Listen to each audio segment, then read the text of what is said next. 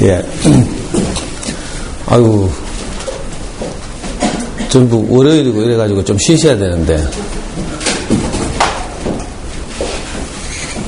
이렇게 아침 일찍부터 설거지도 덜 하시고 이렇게 오셨잖아요.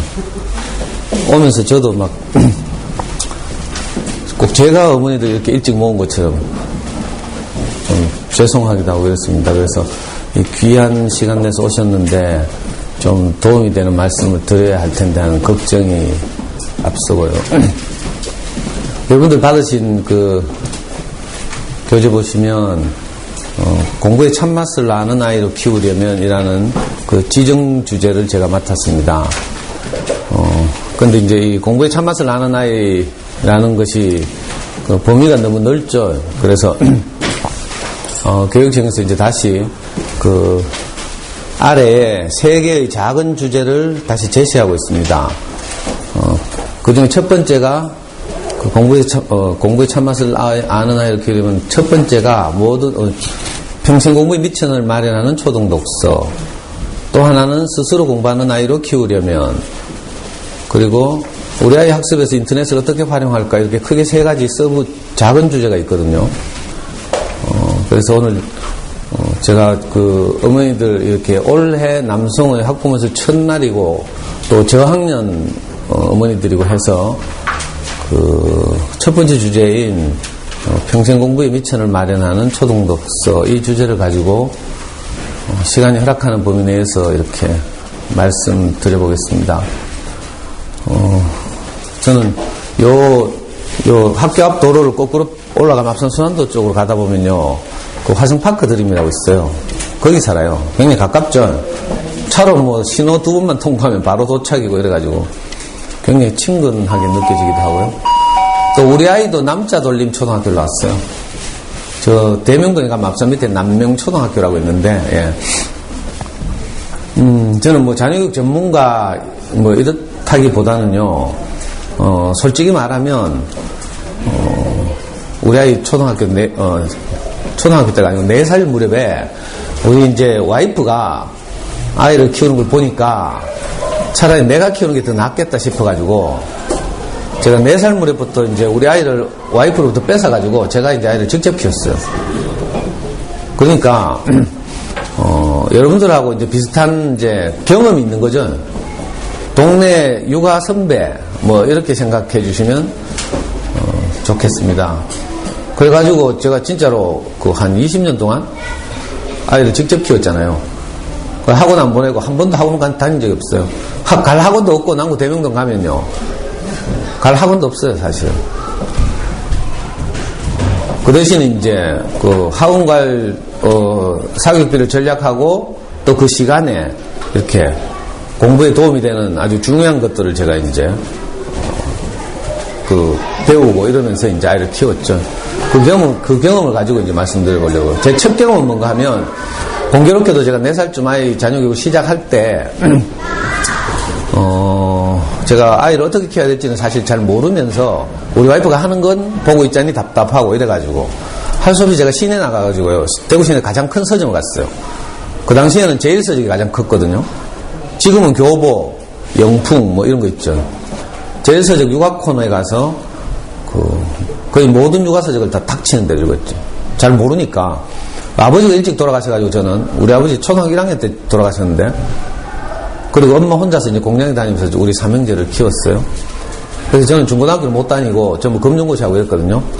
그러는 바람에 이제 육아 당한 경험이 거의 없죠. 그러니까 내 아이를 또 어떻게 키워야 될지 잘 생각도 안 나고.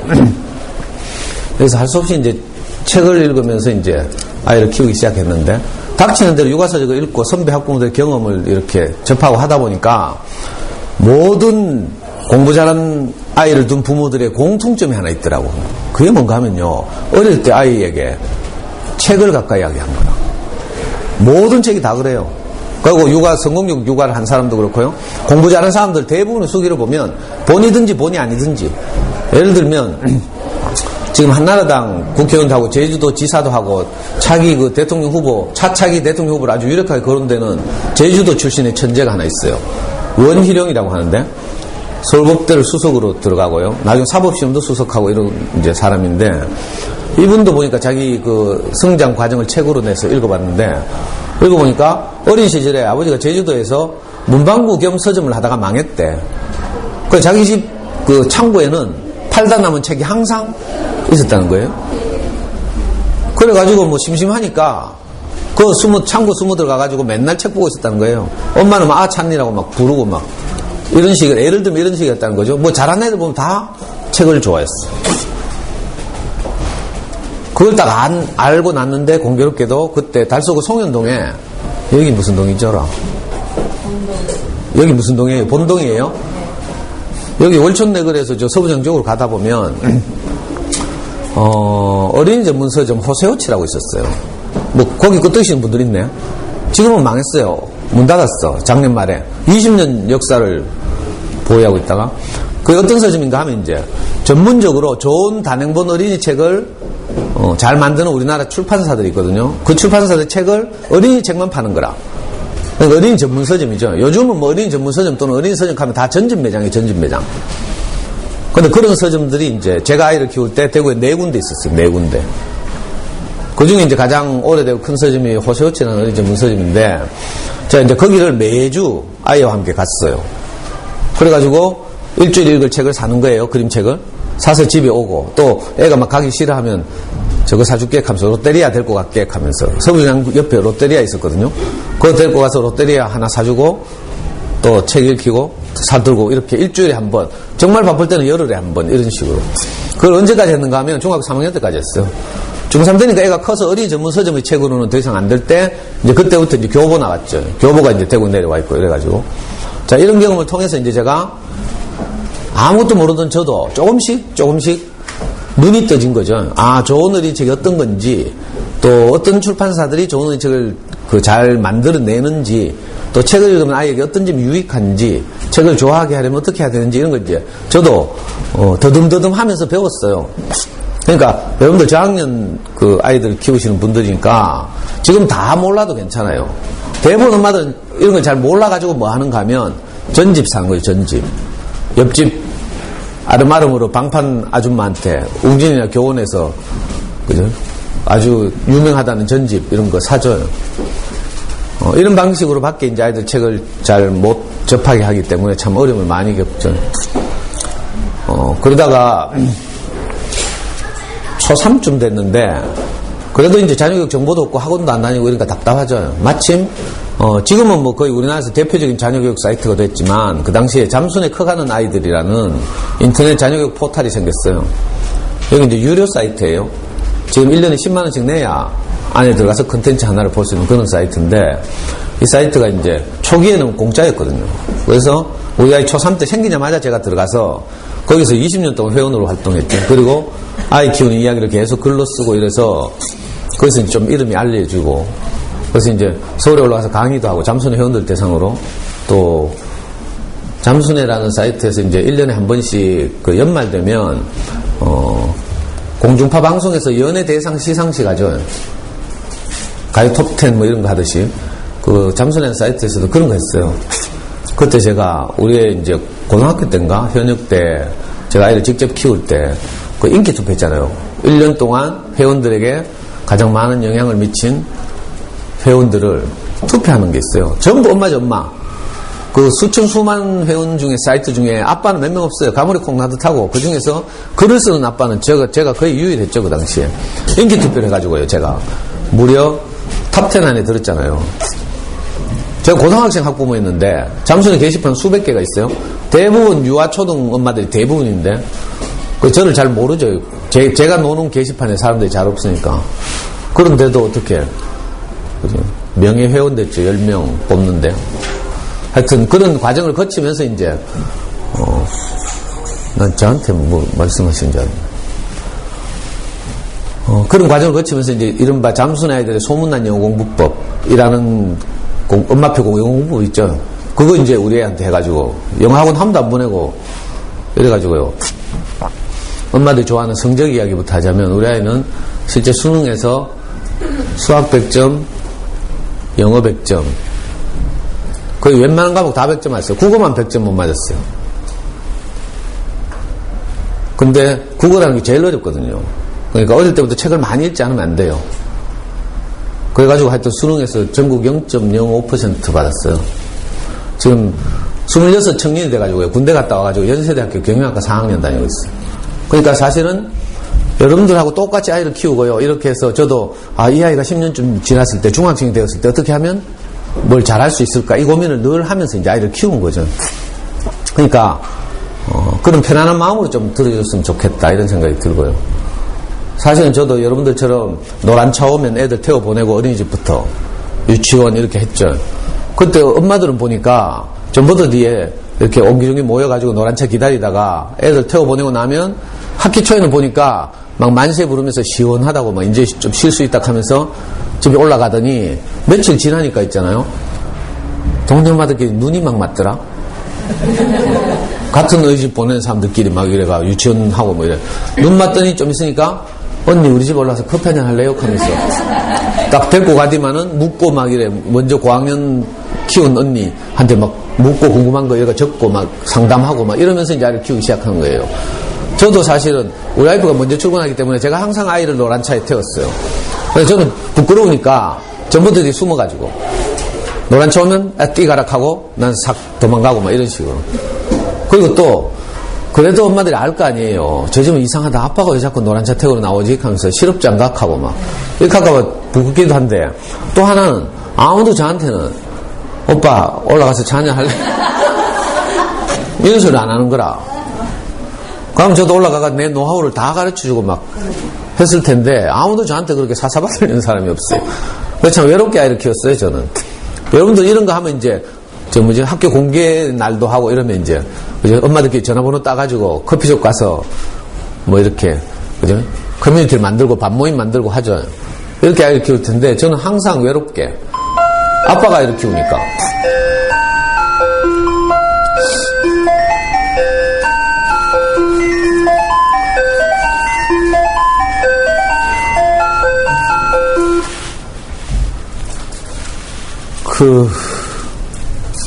그런 과정을 통해서 오늘 이거 9시 반 해가지고 이제 뭐 몇 시까지 할는지 잘 생각이 안 나는데 11시까지죠. 아마 1시간 반이면 거의 시간이 없거든요. 하여튼 제가 이러다가 이제 우리 아이가 중학교 2학년쯤 됐는데요. 제가 다니던 그 어린이 전문 서점 송현동에 있는 호셔츠에서 제가 아이를 키우는 과정을 쭉 봤을 거 아니에요. 제가 매주 가서 그렇게 하는 아빠 세상에 잘 없거든요. 여러분들 뭐 아이 키우는 뭐 열심히 있는 아빠 하면 대표적으로 누구 생각나요?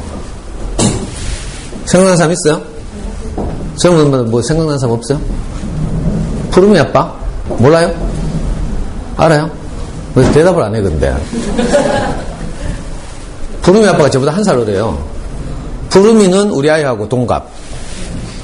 근데 푸르미가 초등학교 3학년 때 저 아빠가 책을 냈어요. 푸르미 이렇게 영재로 키웠다 하면서. 뭐 초3 때 무슨 영재 뭐 이걸 왜 안다고 막. 근데 사실 내가 셈이 나더라고. 저런 거 내가 써야 되는데 하면서. 근데 우리 애가 중학교 2학년 됐는데 어린이 서점에서 저보고 아이를 키우는 과정을 쭉 지켜보더니 그때 막 인터넷 서점 알라딘, 예스24 막 이런 게 등장하고 나서 서점, 동네 서점 다 망하게 생겼어요. 할인하고 막 이래가지고. 그래가지고 저보고 이제 어린이 서점 오는 엄마들 대상으로 자녀에게 강의를 한번 해달래요. 중학교 2학년 때. 그래가지고 뭐 그동안 받은 도움도 있고 하니까 엉겹결에 한번 하겠다고 했죠. 근데 그 강의가 히트를 쳤잖아요. 몇 명 안 모였지만 엄마들이 되게 좋아했어요. 그래가지고 매주 하자 이래 된 거라. 그때부터 지금까지 제가 매주 금요일 10시 반만 되면 어린이 서점에서 엄마들 만나서 이제 자녀에 대한 강의를 해요. 한 학기는 수학공부법. 이건 뭐 한 번 해가 말 일이 아니에요. 또 한 학기는 엄마표 영어공부법. 한 학기는 저런 주제. 우리 아이가 책을 좋아하게 하려면 어떻게 해야 될지에 대한 주제를 한 학기 이런 식으로. 또 한 학기는 아이들과 소통하고 어떻게 하면 아이의 마음을 살리고 이렇게 이제 아이를 키울 것인가, 행복하게 아이를 키우실 것인가 이런 주제 이렇게 해서 보통 이 한 바퀴 돌면 2년 걸리죠. 2년. 그걸 우리 아이 중학교 2학년 때부터 12년 동안 지금 매주 하고 있어요.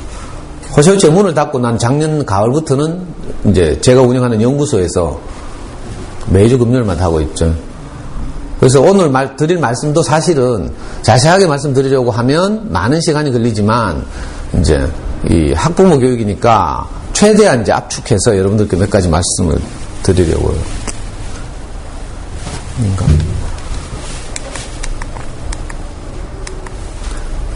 이 누군지 아시죠? 알아요? 예, 우사인 볼트. 뭐 하는 사람이에요? 종목은? 예, 100m, 200m의 세계적인 선수죠. 잘 달릴 것 같죠? 우승할 때마다 이런 세레머니를 해요. 아시죠? 예, 우리가 사랑하는 국민 마라토너 이봉주예요. 두 사람이 붙이면 달리기 시합하면 어떻게 될 것 같아요? 누가 이길 것 같아요? 예? 꼭이 간다. 뭐 종목에 따라 다르다 해서. 그럼 내가 질문을 바꿔볼게요. 옆집 애가 1학년인데 구구단 줄줄줄 외우고 있어. 우리는 받아쓰기 하면 맨날 20, 30점 맞아. 누가 이길 것 같아요? 앞으로 잘 자라서 누가 공부 잘할 것 같아요? 옆집 애죠. 그러면 다시 볼트하고 이봉주가 지금 옆집에 살아. 둘이 달리기 시합을 한다 쳐요. 그러면 뭐 종목에 따라 다르다 이렇게 하고 있겠어요? 아니죠? 직관적으로 누가 봐도 볼트가 이길 것 같죠? 네. 한번 볼게요. 그래서 제가 궁금해서 지금 시합을 붙여보는 거예요. 시뮬레이션. 보여요? 제가 합성했어요. 자, 볼트 뒤에는 관중석이 안 보여. 너무 빨리 뛰어가지고. 그렇죠? 요는 그래도 희미하게 관중이 보이죠? 자, 이러니까 다 볼트가 이길 것 같은 거라. 마치 우리가 자녀교육에 있었어도 옆집에는 받아쓰기 하는데 다 100점 맞아. 우리 애는 맨날 틀려. 답답해 죽겠죠? 뭐 문제, 수학 문제 좀 풀리면 막, 그죠? 저 빤한 걸 틀려 쌓고 있잖아요. 어떤 건 맞고 어떤 건 틀리고 막. 학교에서 다른 평가 치면요. 꼭 학교에서는 틀렸는데 집에서 엄마가 문제 읽어주고 다시 지락하면 맞고 막. 속 천불나고 막 이렇잖아요. 그렇죠? 그래가지고 막 옆집 애처럼 빨리 달리게 하려고 막 뚜껑 열고 이러잖아요. 하다 보면 우리 특히 초등학교 시절에 엄마들이 가지고 있는 공통적인 질병이 하나 있는데 충동 조절 장애. 애 키우다 맨날 뚜껑 열리죠. 유아 때도 마찬가지지만 저도 중증 충동 조절 장애에 시달렸어요. 성격 급하게 생겼죠. 애 뭐 했는데 틀리잖아요. 그럼 바로 저는 발 날라가. 여러분들 앞으로 이제 이 부모 교육 받으시면 아주 고상한 분들 많이 오실 텐데, 뭐 은퇴한 교장선생님도 오시고 전부 바른 말 하시는 분도 오실 텐데 오늘 저한테서는 전혀 그런 거 기대하면 안 돼요. 저는 그냥 원색적이에요. 왜냐하면 여러분들하고 똑같은 입장에서 공부시키다가 열받아가지고요. 수학 공부시키는데 오답이 나오는 거라. 그럼 바로 막 머리 쥐어박고 정신 안 차리나 하고 뭐 있잖아요. 그래가지고 나중에 후회되죠? 가면 이제 애 없을 때 채점하라고 애 잠들고 나면 채점했어요. 근데 하루는 저는 이제 애가 수학 공부 좀 잘해가지고 좀 심화된 문제를 하루에 4문제씩 꾸준히 풀렸는데 그죠? 애 잠들고 난 뒤에 그 4문제를 채점했는데 4문제 다 틀린 거라. 오해될게요. 많이 해봤네. 제가 장안동 깨워가지고요. 발로 차고 찬물로 세수하고 나오라 하고 네가 이거 제정신은 지금 잠이 오락하면서 아이고 그래가지고 안 돼가지고 또 미안하잖아요. 그 다음에 이제 애가 내 눈앞에 없을 때 채점한 거라. 그래, 애 학교 가는 시간에. 그러면 이제 오답이 나와도 학교 갔다 오는 시간이 많이 걸리니까 몇 시간이 흐르면 좀 차분해지죠. 그래가지고 어떻게 하든지 아이하고 이제 소통하면서 사교육에 의존하지 않고 아이를 키우려고 고생 같이, 여러분들 지금 똑같이 하죠. 엄마도 보니까 막 문제집 풀리다가 막 열받으면 문제집 둘둘 말아가 애 머리통 때리다가 막 저 째쁘고 뭐 니 같은 공부할 자격 없다 하면서 하던 문제집 쓰레기통에 처박죠.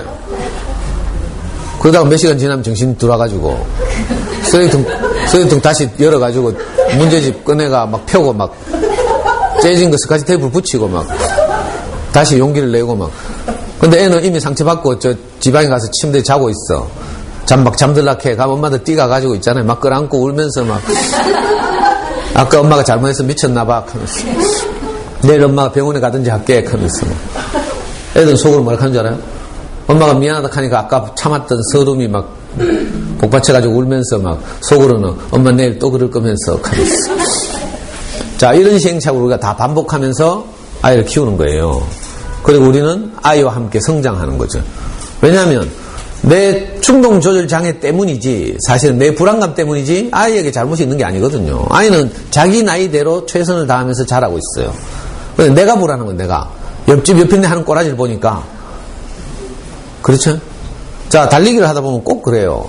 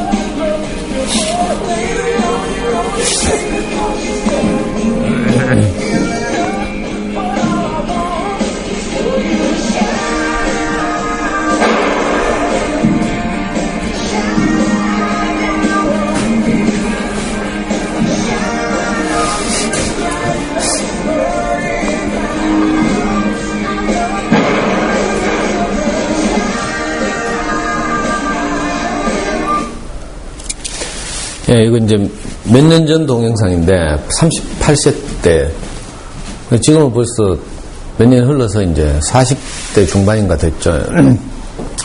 그 이봉주 선수는 사실은 그 일찍부터 두각을 나타낸 그런 선수는 아니에요.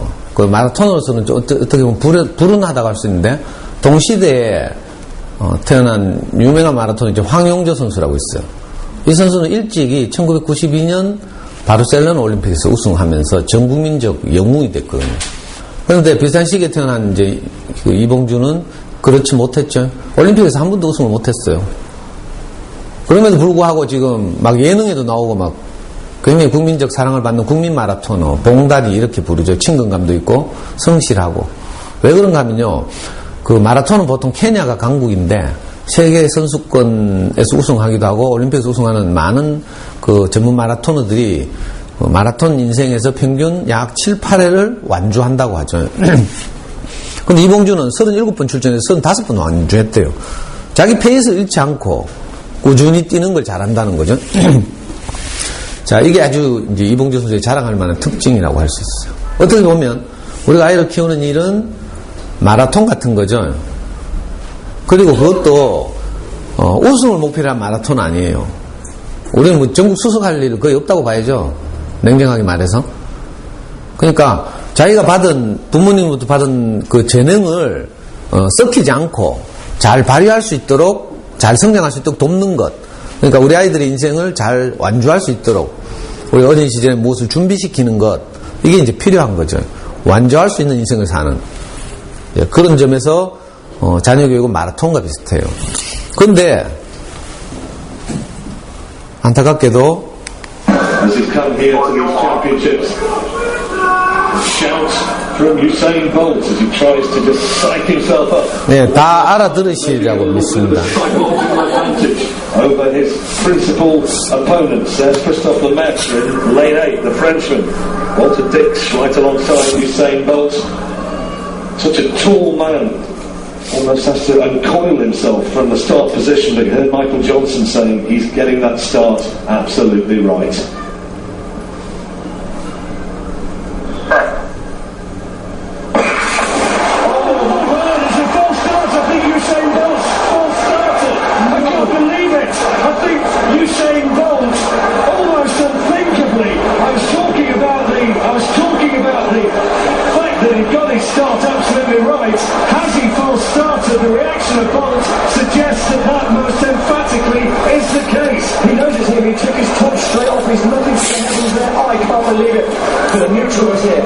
This is an open race between him out of the picture. Is it Bolt? Let's see.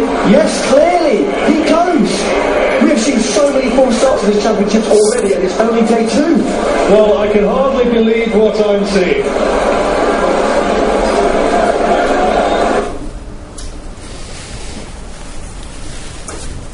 예, 이거 대구에서 일어난 일이에요. 기억나신 분들 있죠? 2011년도 세계 육상선수권 대회. 육상선수권 대회는 2해, 세계선수권대회는 항상 어떤 종목이든지 2해에 한 번씩 열려요. 올림픽은 4년에 한 번씩이죠. 그 2011년 세계 육상선수권 대회가 대구에서 열렸는데, 저기 CG에 있는 월드컵 스타디움에서, 저 실제 일어난 일이죠. 왜냐하면 100m 달리기였거든요. 단거리 경주다 보니까 저 선수들, 전문적인 단거리 경주하는 사람들의 발걸음으로는 12-13걸음 하면 골이 난대요.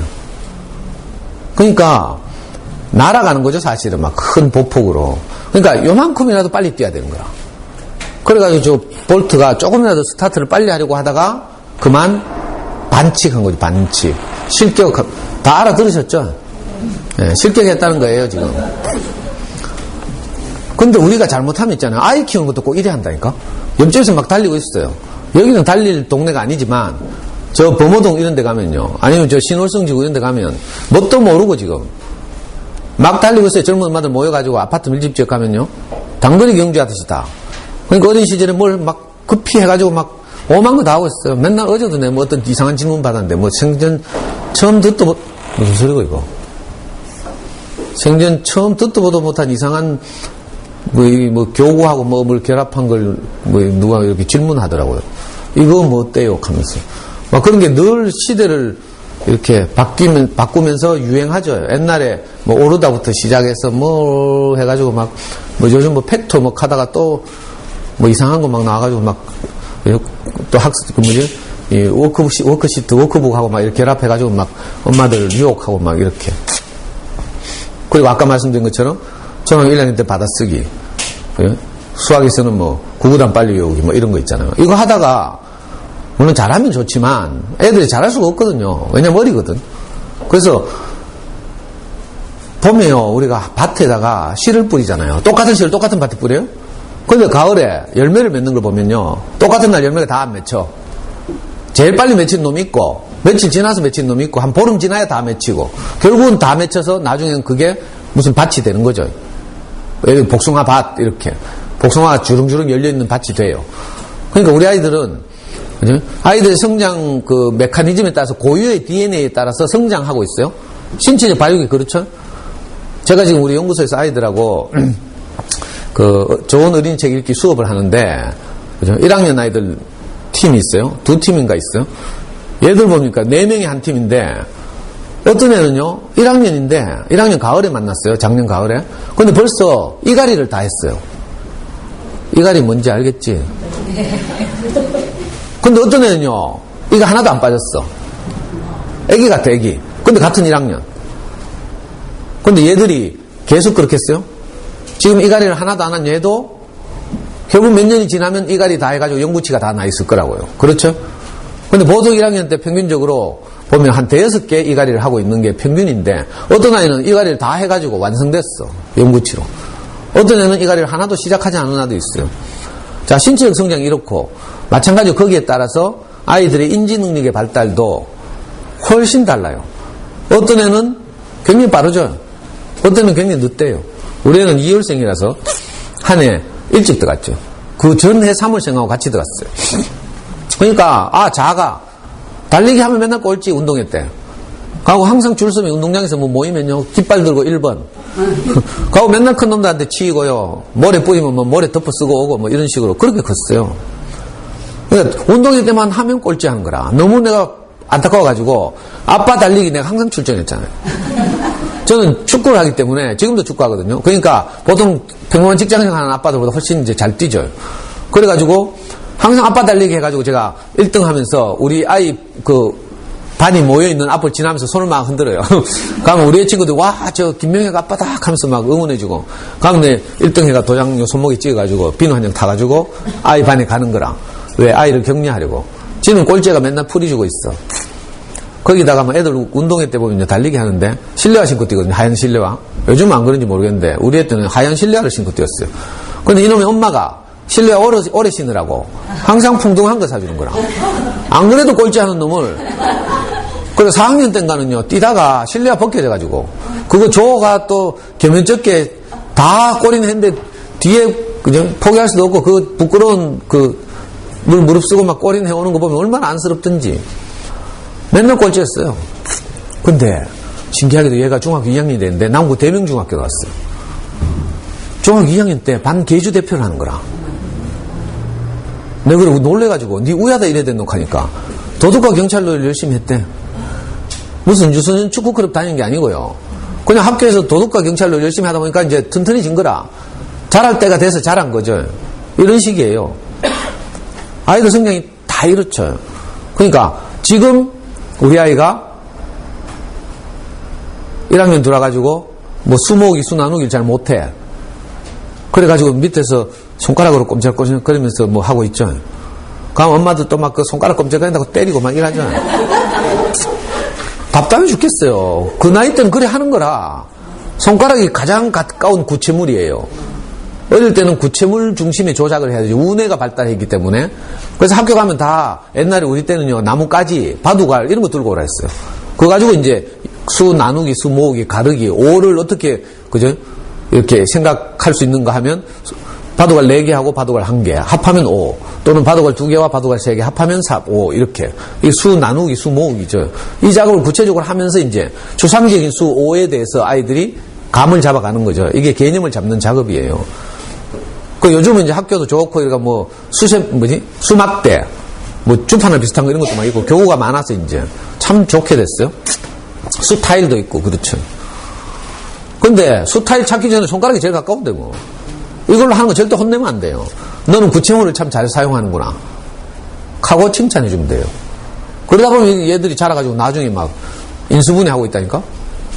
너무 걱정 안 해도 되죠. 근데 많은 엄마들이 단거리 경주처럼 생각하는 거야.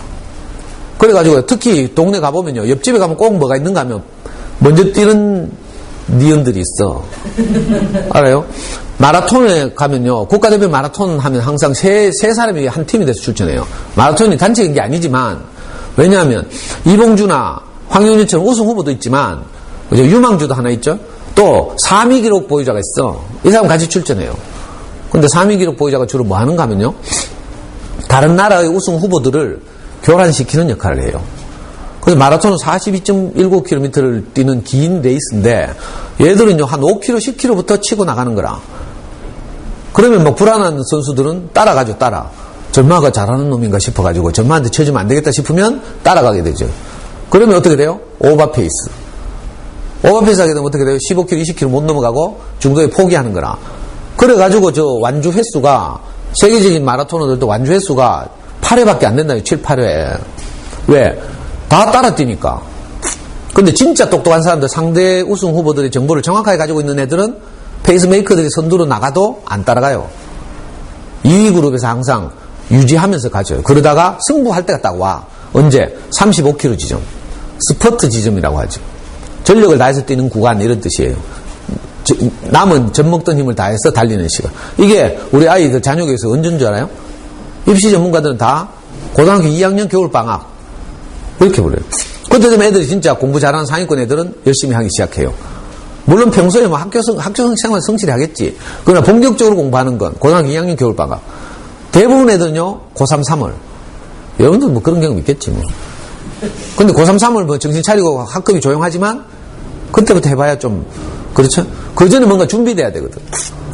그럼 우리 아이들은 마라톤에 출전하기 위해서 무엇을 준비하는 시기다. 이걸 꼭 기억할 필요가 있어요. 페이스메이커들의 흔들리면 안 된다.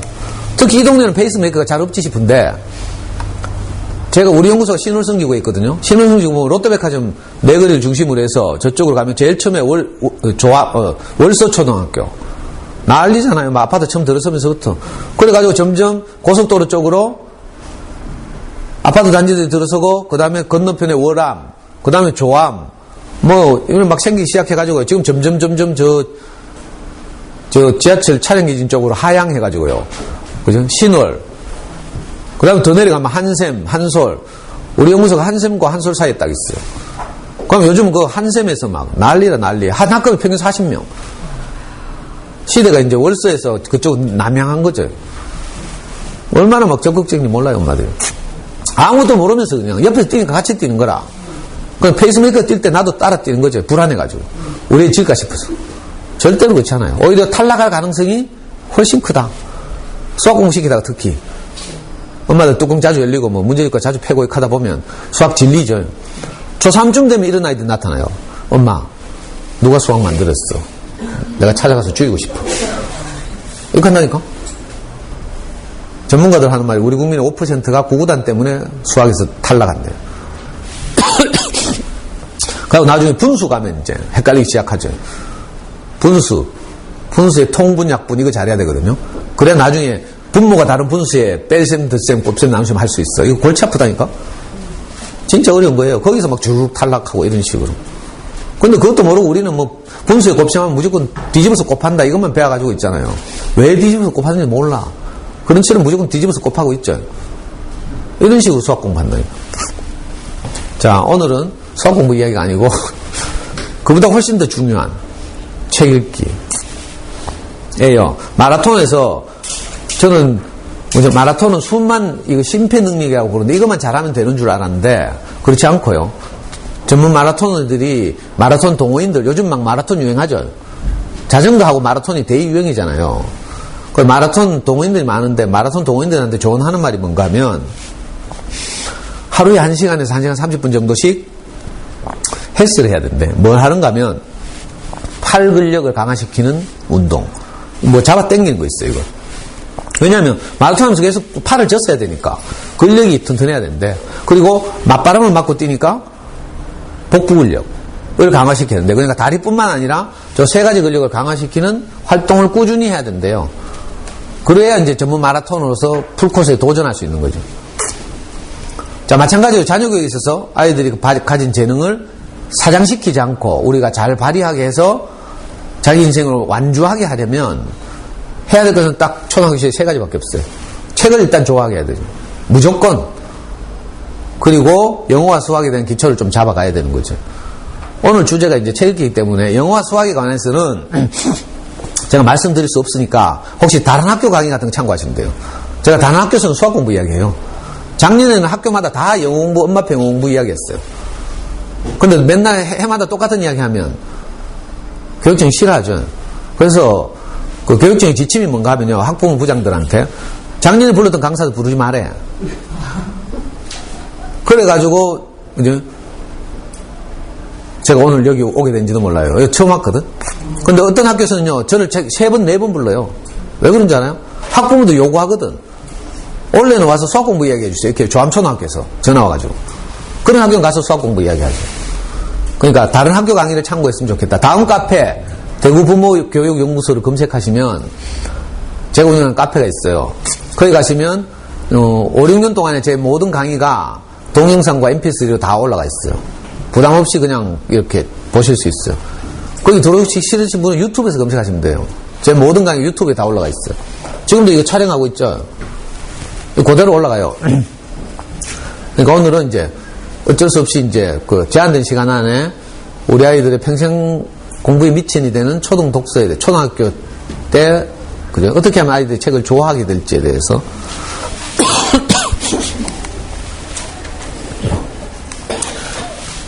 책이 중요하다는 말 다 들었죠. 실제로 과학적으로도 입증이 됐대요. 책을 많이 읽은 사람의 뇌를 촬영해 보니까 노란색이 훨씬 많죠.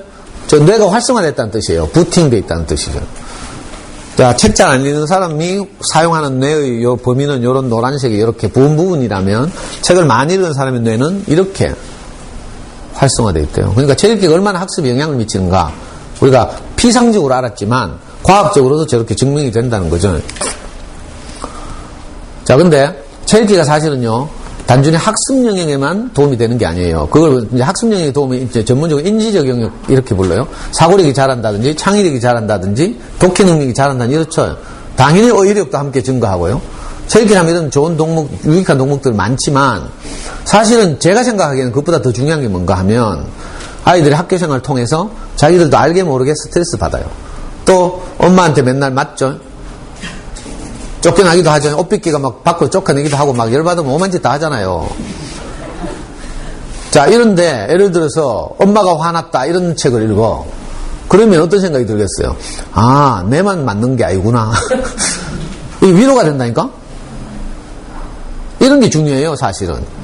엄마에 관한 책도 많거든요. 엄마가 막 악마로 묘사되는 이런 책도 있고요. 마녀를 풍자하고 있는 그림책도 있고요. 마녀윈이라는 그림책 보면 그죠? 마녀윈이가 지가 고양이를 좋아했어. 지가 까만색을 좋아해. 그래서 고양이도 까만색 고양이를 산 거죠. 그래가지고 까만색 고양이를 키우는데 깜깜하다 보니까 맨날 고양이가 밟히고 넘어지고 걸리고 이래. 그래서 지가 열받아가지고 있잖아요. 마법을 부려가지고 고양이를 갑자기 초록색 만든다. 그래서 초록색 때 가지고 풀밭에 나가서 고양이가 놀고 있어. 아무 죄도 없어 고양이는. 근데 마녀가 있잖아요. 풀밭에 나왔다가 또 초록색 고양이한테 걸려 넘어지는 거라. 그래 열받아가지고 또 고양이를 색깔을 알록달록하게 만들어버려요. 그러니까 고양이는 점점 자존감이 낮아져서 높은 나무 위에 가서 안 내려오는 거라. 알록달록하 해가. 고양이가 알록달록하면 좀 꼴불견이잖아요. 그 마녀가 누구예요? 엄마인 거라. 엄마. 고양이는 우리 아이들. 이거 풍자한 이런 그림책이 있어요. 이걸 읽어주면서 우리가 애들한테 회개해야 되는 거죠. 너는 아무 잘못이 없었어. 만약 지가 색깔 좋아해가 고양이 그렇게, 우리 애 다 지가 남편 좋아해가 낳았잖아, 애. 우리 애 그래 생긴 거 아무 잘못이 없어요. 엄마, 아빠 유전자라, 그냥. 그러니까 애들 아무 잘못이 없어. 근데 뭐, 지금 이유도 모르고, 영문도 모르고, 뭐, 엄마 컨디션에 따라서 혼나고 있어. 근데 저런 그림책 읽으면서 엄마가 이렇게 미안하다 하면 애가 위로를 크게 받죠. 그러면 심리가 안정되는 거라. 그렇죠? 그런 책도 읽으면서 일단 동일시가 돼, 동일시. 이걸 보고 전문적으로 아이덴티피케이션, 동일시. 그리고 주인공이 엄마와 소통하고 화해할 때 카타르시스, 자기 정화가 일어나고요. 같이 울기도 하고. 엄마들 요즘 보니까 태양의 후예 수목 드라마 보면서, 그죠? 전부 저한테 동일시돼 있더만, 송혜교한테. 지가 송혜교인 줄 알고 있잖아. 요즘 그러니까 카톡에요. 아빠들 행동 지침 하면서 수요일 목요일 아빠들 행동 지침이 돌더라고. 내한테도 왔어요. 수요일 목요일은 절대로 저녁 먹고 들어가야 된다. 그리고 엄마들은 10시부터 하는 드라마를 보기 위해서 9시부터 마음의 준비를 하니까 9시부터는 발꿈치를 들고 뒤꿈치를 들고 다녀야 된다.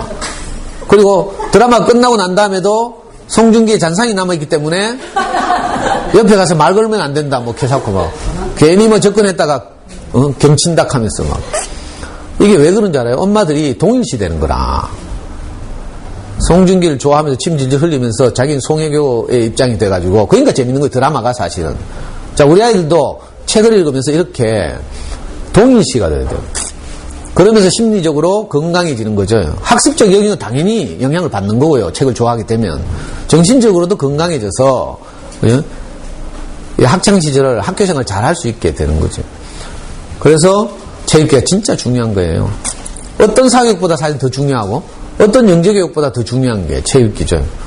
시중에서 하는 뭐 이렇게 브랜드화된 이런 것들이 많은 이제 엄마들을, 젊은 엄마들을 유혹하지만 사실은 동서고금을 막론하고, 그죠? 옛날에 지금이랑 똑같아요. 조선시대 때도요, 명심보감, 사자소학, 동몽선섭 이런 책이 있었어요. 이런 책 잘 읽은 놈들이 과거 급제하는 거라. 알아요? 그때도 열심히 그렇게 했다니까. 지금도 똑같아요. 책의 포장만 달라지고 내용이 달라졌을 뿐이지 본질이 똑같은 거예요. 자녀에게 본질은 똑같아요. 그러니까 무슨 수를 썼어라도 학교 도서관 잘 이용해야 돼요. 아니면 우리 아파트 옆에 오면요, 달서 어린이 도서관 있어요. 그럼 매일 다녀야지.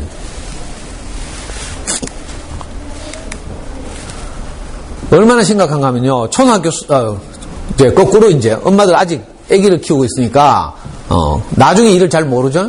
그래서 제가 미리 안내해 드리는 거예요. 수능고사장 가면 고3들이 수능을 치죠.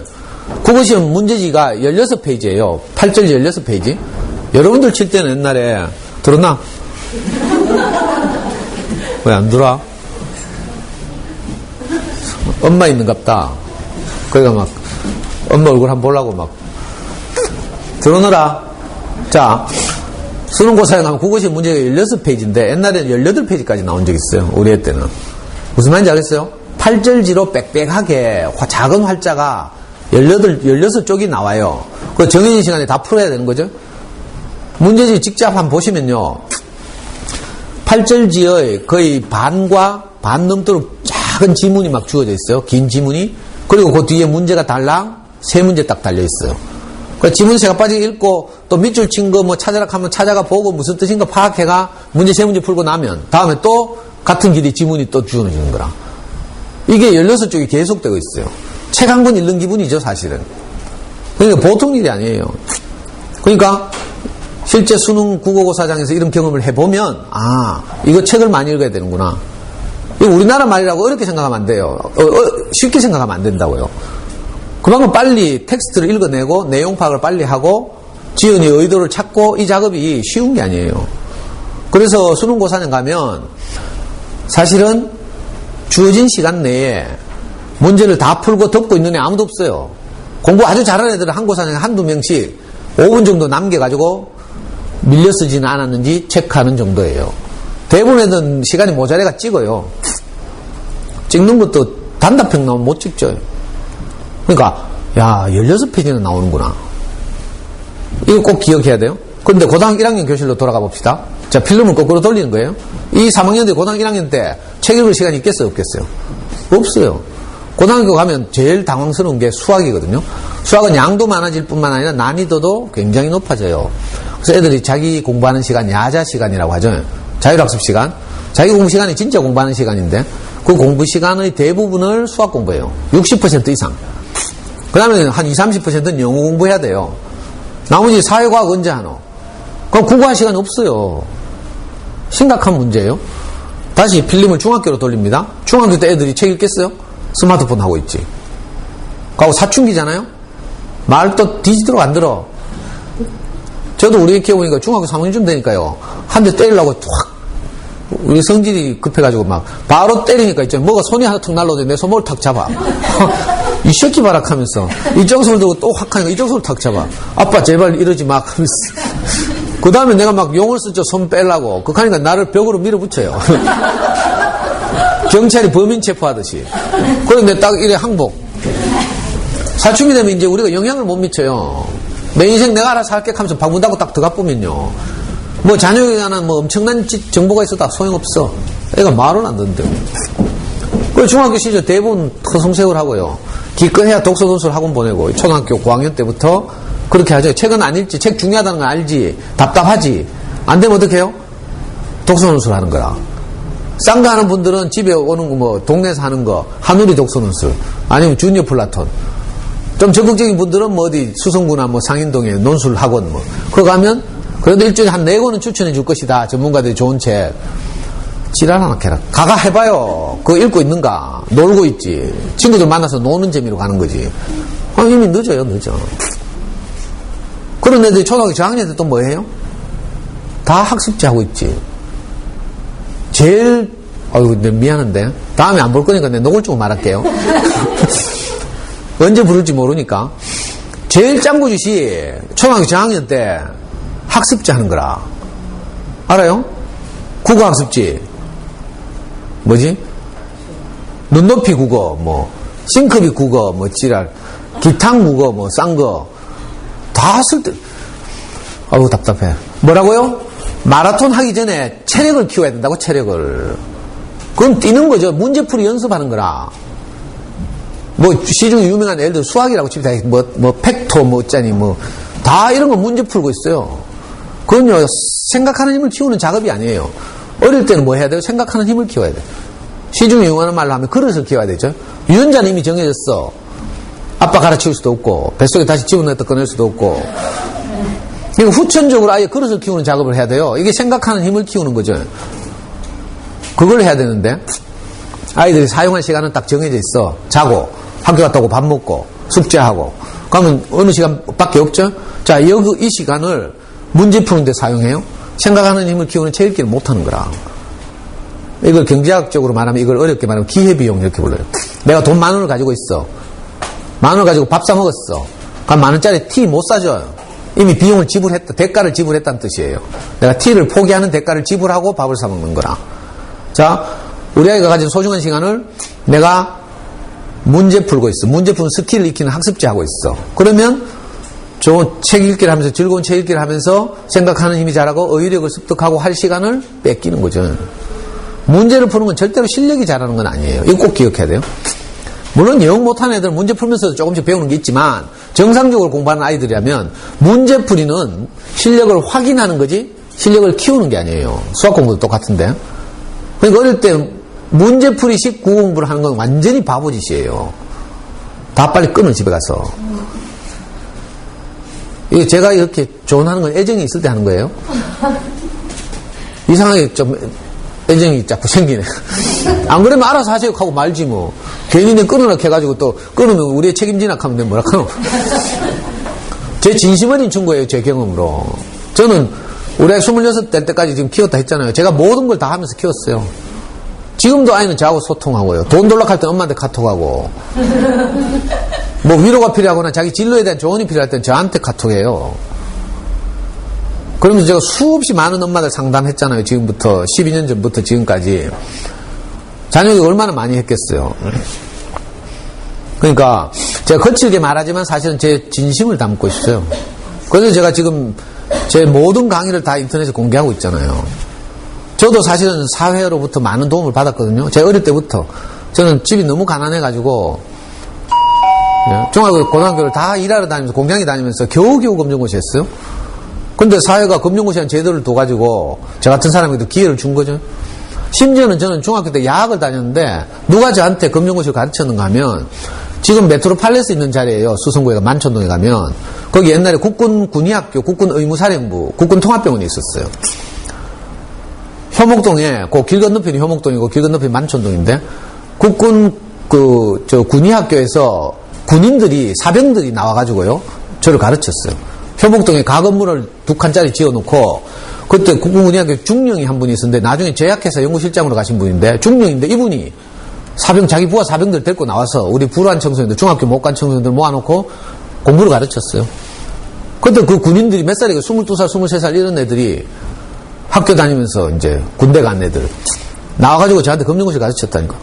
그때 제가 지금 기억나는 게 그때 담임선생님이 성균관대 법대 나온 사람, 수학선생님은 서울대 수학교육과 다니는 사람, 뭐 음악선생님은 영남대 음악과 뭐 이런 식으로 이런 분들이 다 와가지고 그래서 저도 큰 사회로부터 혜택을 받고 자랐죠. 내가 잘난 게 아니잖아요. 어떻게 보면 이제 인생 전체가 그렇고 그래서 저도 제가 받은 이것을 그죠? 누구에게든지 이렇게 나누고 싶어서 사실은 그렇게 강의를 해왔거든요. 이게 이제 교육청에 알려져서 제가 몇 년 전부터 이제 계속 학부모 영양강화 연수를 다녀요. 원래 50몇 개 학교를 가요. 예. 자녀 영양강화 강사기 저 같은 인간은 없어요. 욕막하고 막 있잖아요. 다 교양학부 품이 있는 교육 전문가들 오시거든? 앞으로 저 같은 사람 못 만날 거니까 오늘 실컷 이제. 그러니까 짱구짓 하지 말고요. 애를 어찌하든지 학교 도서관 데리고 가서 학교 도서관에 닥치는 대로 책 읽게 하고요. 좋은 책. 근데 이런 애들이 학습지 하는 애들 대부분 집에서는 또 전집 잔뜩 재놓고 있다? 다 불안해가지고 책은 중요하다 하고 어떤 게 좋은 책인지 모르니까 그냥 언니들 소개하는 대로 뭐 웅진 교원 쫓아가가 막 아니 방문 판매하러 오는 언니들한테 막 할인해준다 하니까 또 순진화 해가 정가 높이 책 정해놓고 50% 할인하면 많어. 다 그게 그건데. 그리고 그런 책들이 내가 어떤 집구석 거실을 도찰했어요. 도찰. 어때요? 책 아주 읽고 싶어지죠. 빽빽하게 책 꽂혀있고 막 이건요 인테리어라 인테리어. 여러분들 그렇죠? 전집 많이 도배놓은 집구석 가보면 이게 책이 인테리어지. 근데 저거 막 어떤 엄마들은요 내가 진짜 만난 엄마들 중에 2천만원 3천만원씩 한 방에 도배하는 사람도 있어요. 근데 도배해도 애 방 3칸 3벽을 꽉 채우면 없어. 근데 돈이 그래 든다니까.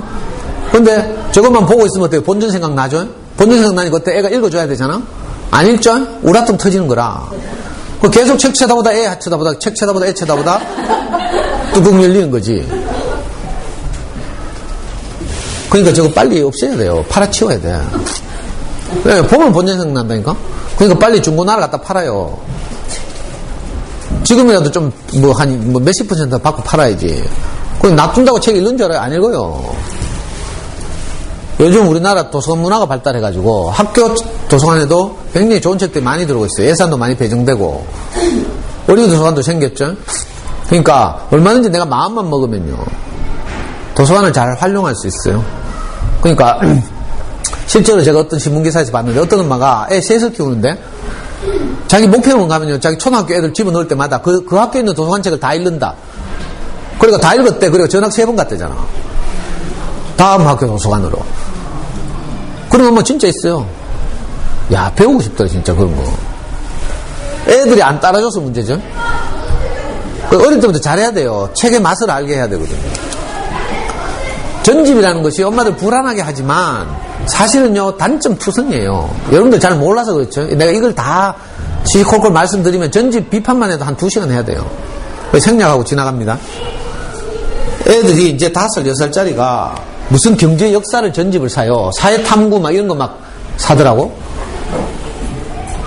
안 그래요? 또 뭐 옛날에 위인 전집, 요즘은 뭐 듣기 좋게 인물 이야기.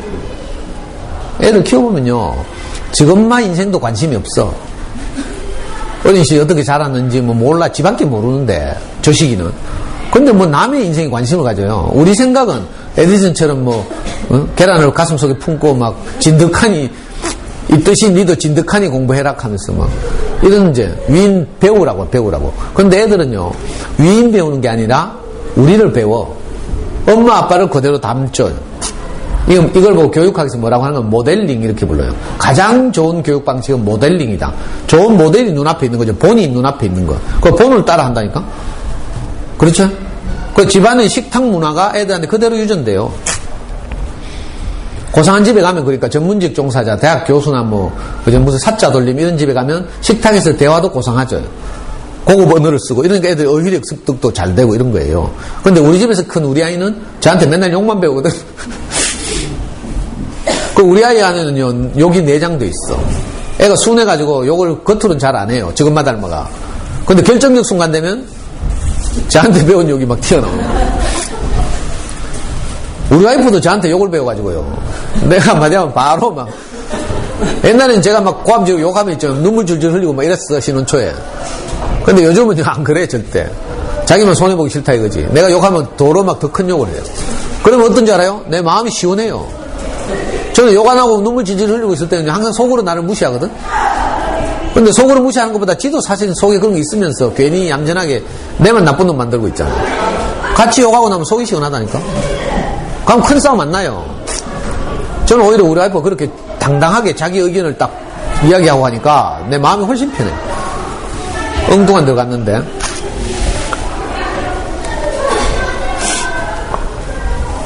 그리고 전집 문화의 가장 결정적인 단점 중에 하나가 지식책 흐르기, 지식책 읽기로 흘러요. 물론 창작 전집이라고 있지만 좋은 창작 거의 없고요. 다 싸구려틱한 이런 것이고 애들이 안 좋아할 만하고 막 이렇고요. 대부분 그리고 과학, 역사 이런 것을 흐르기 때문에 우리 단순한 생각에 지식을 많이 받아들이면 애가 공부를 잘할 것 같죠? 그렇지 않아요. 요즘은 시대가 달라졌어요. 옛날에는 학력고사 시절에는 많이 외운 사람이 잘했어요. 아까 원희룡이나 제주도가 나온 불시출의 천재 있죠. 그 학력고사 세대죠. 머릿속에 많이 집어넣은 사람이 잘해요. 요즘은 안 그래요. 요즘은 누가 뛰어난가 하면 이미 공개된 지식을 재가공해서 창의적인 생산물을 산출하는 사람. 이런 사람들이에요. 예를 들어서 카카오 만든 사람. 그죠? SNS, 페이스북 만든 사람. 이런 사람들이에요. 그런 사람들 다 뭔가 이미 공개된 지식을 바탕으로. 이 지식정보화 사회라고 해서 지식은 인터넷에 다 있어요. 널려 있어요. 검색하면 다 튀어나와. 그 지식을 바탕으로 어떤 창의적인 것을 가공해내는가, 재창조해내는가, 이게 중요한 시대가 됐죠. 그러니까 창의성이 가장 중요해진 시대예요. 근데 지식책 읽기 하면 지식 많이 들어온 것도 어릴 때 지식 해봐야 그거지만 그런 지식은요 어릴 때 유아기 때 새가 빠지게 알아봐야 초등학교 6학년에서 중학교 올라가는 그 시기에 한 달만 책 읽어도요 그 지식 다 커버하고 남아요. 그러니까 지식 중심의 책 읽기를 하면 안 되는 거죠. 사람 이야기를 읽어야 돼요. 사람 이야기. 아이는 아이 이야기, 자기 또래 이야기. 엄마들은 자기 연속극 보듯이 자기 이야기를 읽으면서 재미와 감동을 느끼면 애들이 책을 좋아하게 됐어.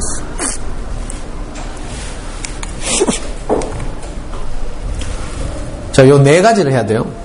특별히 제일 엄마들이 못하는 게 두 번째예요. 책을 읽을 여유. 대부분 엄마들은 이것저것 하다가 중간에 1시간 비었어. 피아노 학원 갔다가 태권도 학원 가야 되는데 그 시간 1시간. 책 읽어. 이렇게 한다니까. 그럼 못 읽어요. 왜? 책은 게임하고 달라서 게임은 시작하자마자부터 재미가 있어요. 근데 책은요, 몰입이 들어가는데 많은 시간이 필요해요. 어머니가 책 한 권 들고 읽어보라니까? 한참 있어야 겨우 이제 워밍업 되는 거죠. 워밍업 되려고 하면 끝나. 더군다나 책 재미도 모르는 애들 보고 책을 그렇게 읽으라고 하면 이건 전부 페이지 넘기기 바빠요. 이거 스키핑이라고 하죠. 그렇게 읽으면 안 되거든요. 그리고 저학년 때는, 오늘 저학년이죠. 특히 저학년 때는 엄마들이 책을 아이들에게 읽어줘야 돼요. 이게 가장 중요해요. 대부분 한글 안다고 이제 네가 읽어하고 엄마 바빠 설거지 해야 돼 하는데 그러면 안 돼요. 애들 초등학교 저학년 때 학교 가면 선생님 말씀 듣잖아요. 선생님 말씀을 소화하는 정도는 그 아이가 선생님 그 수업에 들어가기 전까지 경험한 수많은 것에 영향을 받죠. 이걸 보고 스키마라고 불러요. 그 중에 특히 중요한 게 애들이 어릴 때 경험을 많이 하겠어요? 우리는 경험을 많이 할 수 있지만 애기 어릴 때는 그건 경험해봐야 체험학습밖에 없어. 그러니까 간접 경험이 책 읽기죠. 엄마들이 읽어준 책을 얼마나 많이 들었는가에 따라서 어른들의 말을 이해하기가 훨씬 쉬워지는 거죠.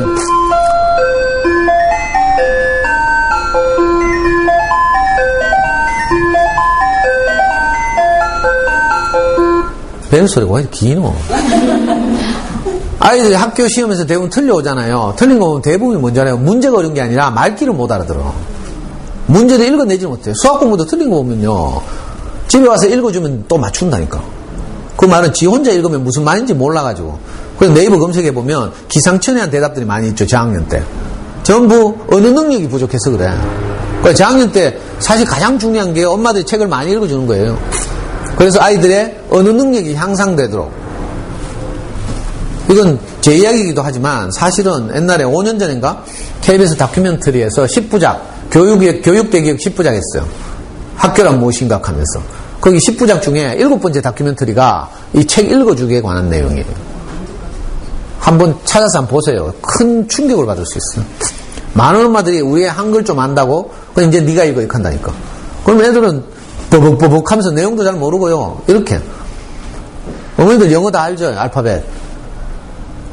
알아요? 몰라요? 네, 영어책 한번 줄까요? 답답하죠? 이거하고 비슷하다니까. 그래서 엄마들이 충분히 읽어준 경험 후에 나중에 아이들이 엄마가 읽어주는 게 좀 느리다는 느낌이 와. 지가 눈으로 읽는 게 훨씬 빠를 때가 온다니까요. 근데 내가 엄마 답답해 죽겠어. 내가 읽을게. 내가 하고 책을 뺏어가. 자연스럽게 그렇게.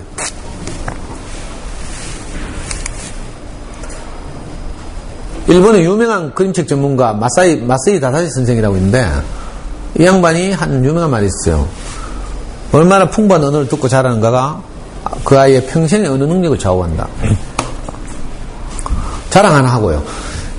작년에 우리 애가 로스쿨 입문시험을 쳤어요. 문과 애들이 가장 많이 이제 상위권 애들이 다른 길로 안 빠지면 로스쿨 많이 가겠죠. 우리나라 로스쿨 정원이 2,000명인데, 그죠? 작년에 7,500명 시험을 쳤어요. 우리는 로스쿨 생각이 없어요. 근데 아빠가 로스쿨 하니까 한번 쳐봤어. 지나가는 길에. 아무 공부도 안 했어요. 20살 이후로 군대 갔다 왔죠. 그리고 신촌에 있으니까 맨날 신촌 홍대 가깝거든요. 홍대 클럽 문화에 젖어가지고 주말마다 내가 불금을 지내고 막 이러니까 고등학교 이후로 사실 책을 읽은 경험이 없어요. 근데 우리가 로스쿨 입문시험을 쳤는데 과목이 2과목이에요. 언어 이해, 논리 추론. 각각 35문제가 나와요. 그 시험에서 우리 애가 이 7,500명 중에 120등을 했어요. 로스쿨 가려는 애도 아닌데 서울대 로스쿨이 정원이 160명이에요. 우리 애가 다니는 연세대, 고려대 로스쿨 정원이 120명. 우리 전국에서 몇 등? 약 120등. 점수 아깝죠? 근데 로스쿨 안 간대. 왜 그런가? 쥐가 딱 시험 치고 나와서 카톡이 왔어요. 지난 여름. 예? 뭐라고 카톡이 한 줄 알아요? 아빠, 왜 이리 심노하면서. 그래서 내가, 야, 원래 공부하는 애들이 시험 쉽다 하더라 하면서. 근데 진짜로, 결과가 딱 나왔는데, 인증샷 날라왔어. 지금 제 스마트폰에 저장돼 있어요. 수능에서도 아주 잘했잖아요? 그리고 수능 치고 나서 5, 6년이 흘러가지고 로스쿨 입문시험을 쳤는데 또 여전히 왜 그런가 하면요. 어릴 때 읽었던 책 읽기가 얘 평생을 따라다닌 거라. 이게 이상해요. 그게 얼마나 중요한지 아는 거라. 어릴 때 했던 학습지가 평생을 따라다니진 않아요. 책을 읽어서 아이에게 그 몸으로 받아들인 언어 능력, 이게 계속 영향을 미치는 거죠. 그래서 저도 깜짝 놀랐어요. 그러니까 엄마들이 생각하는 것보다 훨씬 더 상상 이상으로 책 읽기가 우리 아이들 인생에 큰 영향을 미친다. 이걸 꼭 기억해야 돼요. 그러니까 다른 거 안 하고 시간 엉뚱한 데 쓰지 말고 어찌하든지 아이와 함께 도서관 나들이를 하거나 아이 주변에 늘 좋은 책이 굴러다니게 하거나 이 작업을 해야 되죠. 저도 형편이 어려웠지만 항상 일주일에 한 번씩 서점에 가서 책을 샀다 했어요. 그 당시에 저는 제 인생의 가장 절망적 시기였어요. 사실은. 우리 와이프는 학교 선생하는데 저는 뭐 젊을 때 운동권 한다고 10년 동안 운동권에 있었거든요. 고생해가지고 대학 들어가 딱 보니까 내 인생이 너무 더러운 거라. 우리 엄마 인생도 그렇고. 그래가지고 제가 그때 마르크스에 딱 빠져가지고요. 우리 엄마 같은 노동자가 다시는 이 땅에 없게 해야 되겠다 싶어가지고 제가 운동권에 투신해서 10년을 제가 국가보안법 위반하면서 맨날 수배받아 다니고요. 도망 다니고. 우리의 이름을 제가 혁명이라고 지었잖아요. 아빠의 대를 이어서 혁명가가 되라고. 그래서 동사무소 신고하러 가다가 내가 놀림당할 것 같아서 명혁으로 이름을 딱 뒤집었어. 그래가지고 경제적으로 저는 우리 와이프한테 기여한 게 하나도 없었어요. 그러다가 제가 이제 어떤 사건을 계기로 너무 미안해가지고 사실은 4살 때부터 내가 아이를 키웠거든요. 내가 돌아다니면서 딴짓 호작질 하는 것보다 아이라도 키우는 것이 우리 와이프한테 도움이 되겠다 싶어서 너무 미안해서 그랬으니까 우리 집도 형편이 넉넉한 게 아니죠. 집도 대명동 살았어요. 그리고 남명초등학교 대명중학교 나왔어요. 뭐 환경이 여기하고 비슷하겠죠. 여기가 오히려 더 좋을 수 있어요.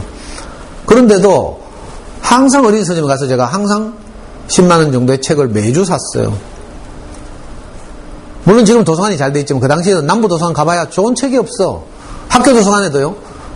도서관에 책 없다고 우리 보고 책 집에서 한 권씩 기증하래. 그러면 누구 어떤 책 주겠어요? 우리 집에서 버리고 싶은 책. 그거 학교 도서관 줬다니까. 지금도 학교 도서관 가면 쓸데기 없는 전집 많아요. 하지만 그에 비례해서 좋은 책도 많이 들어오고 있어요. 그래서 그 좋은 책들을 잘 활용하시라는 거죠. 아까 보셔서 아시겠지만 장전과 표지가 똑같은 이거 다 전집이죠. 이거 다 치우고 그거 말고 이게 우리 연구소에서 책 읽고 있는 아이들이에요. 얘 등 뒤에 보면 이게 전부 세계적인 유명한 그림책들이에요. 단행본. 초등학교 저학년 시절에 고학년도 마찬가지지만 글밥 많은 책 사치스럽게 뭐 이런 거 찾지 말고요. 그냥 애들이 쉽게 읽을 수 있는 그림책. 그림책을 무시하면 안 돼요. 물론 애기들 그림책도 있지만 좋은 그림책들은요. 정말 창의성을 이렇게 자라게 하는 좋은 일러스트에다가 재밌는 이야기들로 구성되어 있어서 그죠? 아이들이 정말 좋아할 만한 그림책들이 많이 있어요. 얘는 지금 얘도 우리 연구소인데 얘는 2학년, 아까 여자는 3학년. 자연스럽게 좋은 책이 많으면요 아이들이 자연스럽게 책을 읽게 돼요. 자, 사실은 우리가 왜 전집에 경도돼 가지고 어릴 때부터 그렇게 키웠는가 하면 우리가 좋은 어린이책이 뭔지를 몰라가지고 어떻게 사야 되는지 구입 경로는 어떤지 뭐 이런 걸 잘 모르기 때문에 할 수 없이 처음부터 전집 드리기 시작하는 거죠. 그리고 옆집에 가면 스캔하잖아요. 우리 집에 없는 거 뭐 없나 싶어가지고 어느 놀러 가면 다 그래 하죠. 그랬다 거기서 표정 관리하고 놀래는 척 안 하고 있다가 집에 딱 들어오면 현관문 닫자마자 애 불러가지고 이런 식으로 우리가 하면서 경쟁적으로 옆집에 있는 것도 우리도 사고 막 이렇게. 자, 좋은 어린이책이 어떤 책인지 모르면 가장 쉬운 방법은요. 일단 스테디셀러, 오랫동안 꾸준히 사랑을 받는 책을 사면 돼. 그 대표적인 책 몇 권 소개하면서 이제 어떤 도서관에 가서 책을 찾을 때 어떻게 하는 거 가르쳐 드릴게요. 자, 우선 외국책 두 권이에요. 외국책이 그림책입니다. 둘 다. 자, 요 두 권은 이미 미국에서 수천만 부가 팔린 베스트셀러예요. 언제까지나 너를 사랑해. 이 책은요. 남자아이가 자라는데 부모님하고 많은 과정을 거치죠. 사고도 치고 사춘기 때는 밴드 한다고 도사하고 머리 기르고 막 사고 치고 이래요. 그런데도 엄마는 물론 우리처럼 뭐 뚜껑도 열리고 했겠지. 근데 책에서는 그런 말 안 나오고 항상 잘 때 되면 언제까지나 너를 사랑해. 우리 아기. 응? 어떤 경우에도 뭐 이렇게 너를 사랑해. 이렇게 시처럼 항상 이 말을 똑같이 반복해요. 우리 마음도 그랬죠. 거기도 애들 사고치고 낮에 뭐 예민일 때는 속상하지만 항상 밤만 되면 또 그런 마음이 들잖아요. 그래서 우리가 그 마음을 표현하고 살아요. 언제까지나 너를 사랑해 이렇게. 그런데 이 아이가 점점 자라. 나중에 자기 어머니가 할머니가 됐어요. 더 이상 자기한테 그 말을 할 수 없어서 늙은이가 됐어. 그때는 이 아이가 가서 어머니 간호를 하면서 엄마한테 들었던 말을 똑같이 하더라고. 그리고 엄마가 돌아가셔요. 그리고 자기는 장가 갔어. 나중에 아기를 낳았어. 근데 그 아기를 안고 있잖아요. 엄마가 자기한테 했던 거와 똑같은 말을 하는 거라. 언제까지나 너를 사랑해? 어떤 경우에도 어떤 일이 있어도 엄마는 너를 사랑해. 이렇게. 아빠는 너를 사랑해. 이렇게 한다니까. 진짜 감동적인 책이에요. 우리가 부모님에게서 그렇게 양육받았듯이 또 우리가 부모님에게 받은 사랑을 돌려줄 수는 없어요. 내리사랑이라고 하잖아요. 죽었다 깨어나도 그건 안 돼. 제가 해보니까. 근데 신기하게도 내가 받은 사랑을 우리 아이한테 흘려보내는 거라. 이게 부모님 은혜를 갚는 길이죠. 저는 군대 갈 때 대구 시민운동장에 모여서 논산훈련소 가는 기차를 타고 갔는데 그때 너무 군대 가는 게 속상하잖아요. 헤어지기도 싫고. 그래서 혹시 내가 군대 가는데 전속 나올 만한 두 인간에게 내가 나오지 말라고 이야기했어요. 다른 인간은 나오지도 않을 테니까. 누구한테 내가 사귀던 여자친구 한테 절대로 뭐 시시하게 뭐 환송 이런 거 하지 마라 하면서 거꾸로 말한 거죠. 사실은 너무 서운해서. 그리고 엄마한테 딱 두 사람이 나오지 마라 했어요. 대구 시민운동장에 이제 장정들 머리 빡빡 깎고 모였는데 이놈의 가시나는 진짜 안 나왔어. 근데 우리 엄마는요, 그때 서문시장에서, 서문시장 지하 가면 식당 있죠. 거기서 약밥 만들고 이런 거 했거든요. 그런 거 하시면서 둘째 아들 군대 간다고 대구 시민운동장 입구에 나와 있더라고. 대구 시민운동장에 모여가지고 대구역까지 가는데 엄마가 계속 따라 나오면서 손수건으로 눈물을 훔치면서 아들을 전송하더라고요. 저는 그때 엄마가 어떤 마음인지 다 몰랐어요. 근데 나중에 제가 커가지고 우리 애를 군대 보내는데, 우리 애는 해경을 자원해서 갔어요. 진해 해군 훈련소를 제가 태워갔잖아요. 제 강의를 듣고 아주 친해진 이웃 엄마들 7명하고 같이 이제 우리 애 전송한다고. 우리는 엄친하니까 이제 주변에 이모도 많아요. 그래서 같이 두 차로 갔는데, 우리 와이프도 안 울더라고. 근데 나는 갑자기 그때 엄마가 내 군대 보낸 생각이 나는 거라. 그러니까 저도 애가 군대 가서 어떤 고생할지 많이 아니까 내 혼자 철조망 붙들고 막 울었잖아요. 진해 해군 훈련소 보내면서. 왜냐면 그때 내가 받은 사랑이 생각나서 그래요. 이렇게 우리는 이제 우리 아이들을 사랑함으로써 우리 부모님으로부터 받은 은혜를 표현하는 거예요. 자, 그런 마음을 저절로 불러일으켜주는 이거 세계적인 그림책, 언제까지나 너를 사랑해. 이건요, 집안에서 꼭 가지고 있어야 될 책이에요. 내가 뚜껑 열렸을 때마다 밤에 애기 자기 전에 정말 읽어주고, 그죠? 다시 그 사랑을 표현하고, 그래야 아이들도 치유가 되죠, 치유. 그렇게 하면서 키우는 거예요. 그 다음에 너는 특별하단다. 이건요, 아이들의 자존감을 높여주는 가장 좋은 그림책이죠. 미국에서는 3천만 부가 팔렸대요. 미국 유명한 목사가 쓴 책인데, 물론 약간의 기독교적 색채가 있지만, 여기 나무로 만든 인형들의 이야기예요. 나무 사람들인데, 가는 곳마다 잘하면 별표, 못하면 점표를 붙여준 거라. 잿빛 점표, 잘하면 금빛 별표. 이게 우리 사회하고 똑같아요. 우리 애들 학교 가서 잘하면 상장 받고, 못하면 혼나고, 이 세계 안에 사니까 상장을 받는 놈도 항상 긴장해야 되고요. 못 받는 놈은 항상 열등감이 찌들고 이렇죠. 근데 이 나무를 만든 사람이 하나 있어. 책 속에 엘리라는 아저씨인데, 목수 아저씨. 이 목수 아저씨한테 가면 너는 점표나 별표하고 상관없이 너는 소중하다, 이 말을 해주는 거라. 왜? 나무를 만든 사람에게는 나무를, 그죠? 앞으로 이게 잘해가지고 금빛 별표 많이 받으라고 이런 목적을 만든 게 아니거든요. 그냥 너는 있는 그대로 존재만으로 충분하다, 이 이야기를 해주는 거라. 우리 아이들도 마찬가지죠. 내가 볼 때 좀 못생겼는데 엄마들은 자기 애 놔놓고 선생님이 이쁘죠 하면서 있잖아. 그냥 존재만으로 이뻐 보이잖아요, 부모 입장에서. 원래 우리가 애들 그렇게 키웠죠, 처음 낳아가지고. 근데 이놈이 유치원 가면서부터 이상하게 경쟁하고 비교하고 이러다 보니까 못하면 밉고 이렇게 왜곡된 거라. 근데 그 왜곡을 회복시켜주는 유명한 그림책이에요. 너는 특별하단다. 우리는 특별하다는 말을 남들보다 우월하다 이렇게 들어요. 그게 아니에요. 국어사전, 네이버 국어사전 검색해보라니까. 특별하다는 말은 남과 다르다 이런 뜻이에요. 우리는 다 그래서 특별하죠.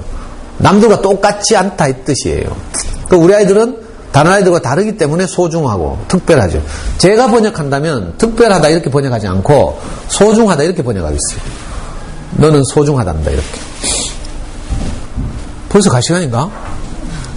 저기 맞아요, 시계? 큰일 났네. 아니, 몇 시까지 하락하더라? 다음 스케줄이 있어요? 근데 왜 이래 일찍 해요? 다른 학교는 다 10시 시작해서 10시 50분까지, 11시 50분까지 하락하거든? 근데 얘는 9시 30분 잠도 덜 깼는데 오락해가지고.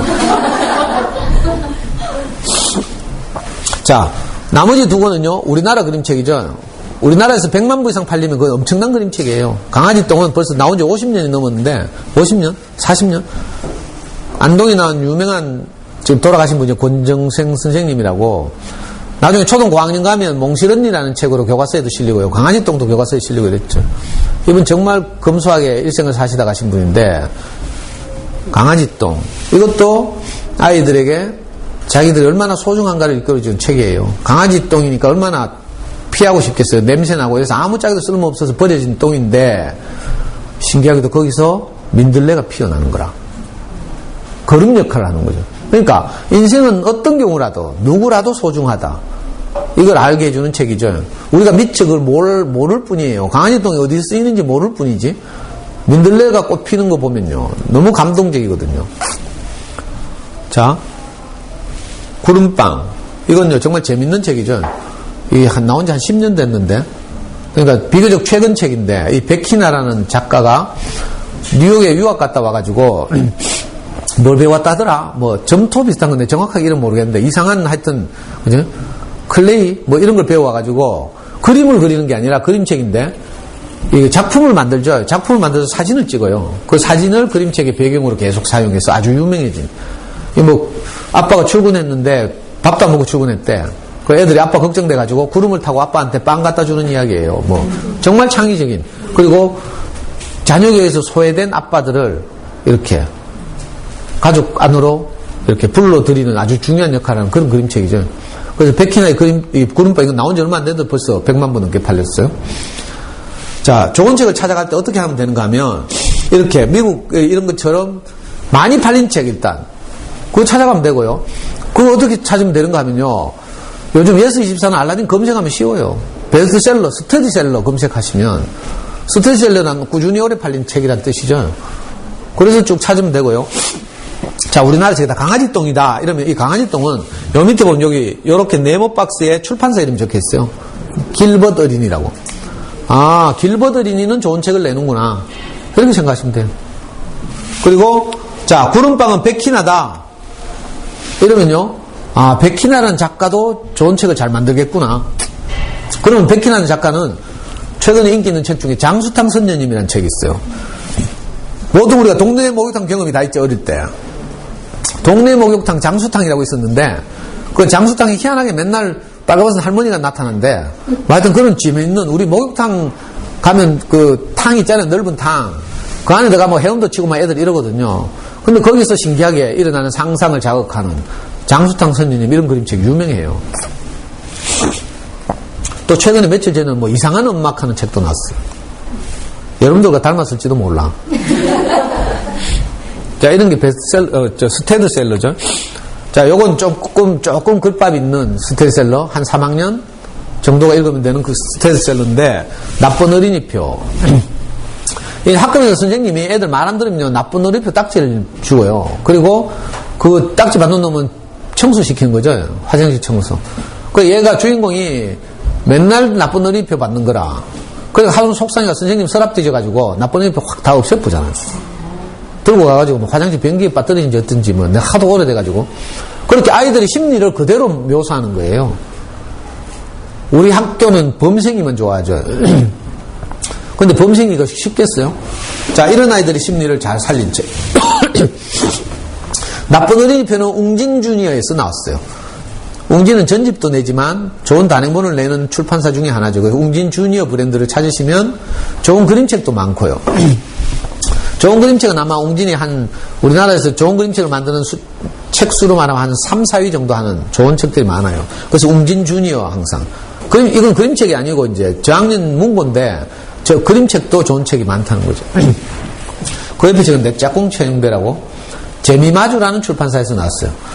저건 아주 얇고 그림책에서 글줄책으로 넘어갈 때 과도기 때 읽을 좋은 책인데 이거 아주 유명한 책이에요. 100만 부 이상 팔렸어요. 초등학교 3학년 아이가 엄마가 죽었어. 시골에서. 그래서 어디 뭐 친척 집으로 왔는지 하여튼 이래가지고 서울로 올라와서 전화가 왔어요. 전화가 오고 엄마는 없고 이러니까 돌봐준 사람 없죠. 항상 꾀죄죄하고 새카맣고 남루하고 자존감이 낮아서 말도 안 하고 그래서 학교에서 애들 왕따 시키고 이래요, 얘를. 그러다가 일어난 이야기. 어디 경주로 체험학습 갔다가 밤에 여관에서 자는데 애가 방구를 꼈어, 누가. 그러니까 애들이 다 야한테, 영대한테 덮어 씌우는 거라. 그래가 영대가 막 너무 속이 상해가지고 그동안 참았던 울음이 터져 나오죠. 그래가지고 막 진짜 막 목 놓아서 울어요, 꺼이. 그러니까 애들이 불안해가지고 깜깜한 밤에 적어도 엄마 떠나왔는데 갑자기 영대가 막 슬프게 우니까 애들이 다 막 나중에 따라 울잖아요. 그래 난리가 났어요. 선생님도 말리지도 못해. 하도 애들이 막 같이 우니까. 그러면서 그 자리에서 소통이 일어나는 거죠. 그리고 다음날 아침에 경주에서 서울로 돌아오는 버스 안에서 가장 용기 있는 어떤 친구가 경주에서 산 기념 배지를 갖고 나서 영대 가슴에 달아주는 거라, 옷에. 그래가지고 다른 애들이 하나씩 나와 지가 산 배지를 영대 옷에 다 달아줘요. 배지 못 산 아이들은요, 사탕 한 개 주고 가고, 사탕도 없는 애들은 그냥 와서 악수 한번 하고 가고, 다 이거 사과하는 거죠.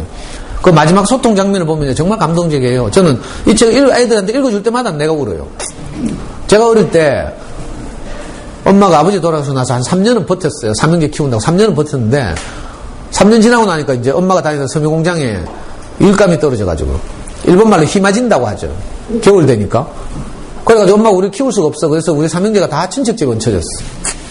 그때 저도 친척집에 가서 학교를 다녔는데 전라도에 있는 친척집과 서울에 있는 친척집 돌아다녔거든요. 꼭 최영대 같았어요. 그 내 이야기 같더라니까.